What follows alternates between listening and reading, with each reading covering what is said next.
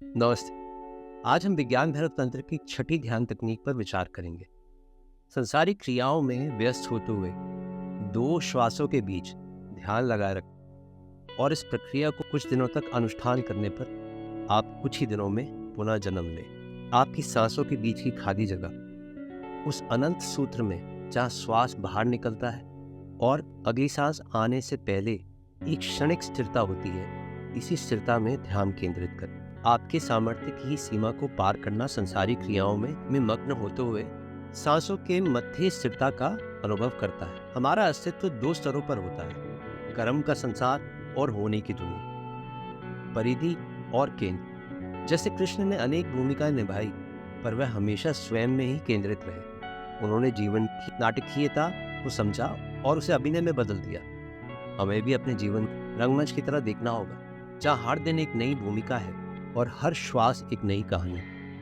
जब आप अपने जीवन के रंगमंच पर उपस्थित होते हैं तो अपने आप को वहां एक कलाकार के रूप में पेश करें, जो अपने श्वासों के बीच की अनदेखी गलियां पहचानता है।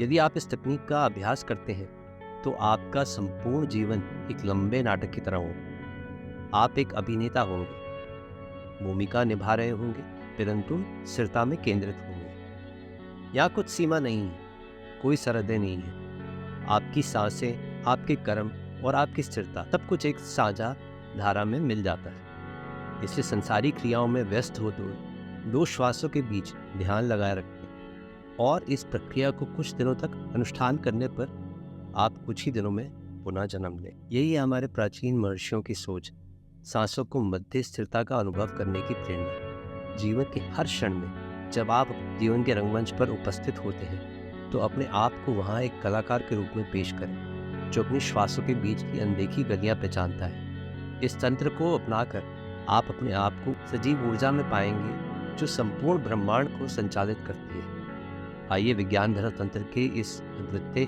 उपाय को अपने जीवन में अपनाकर अपने जीवन को एक नई दिशा दें।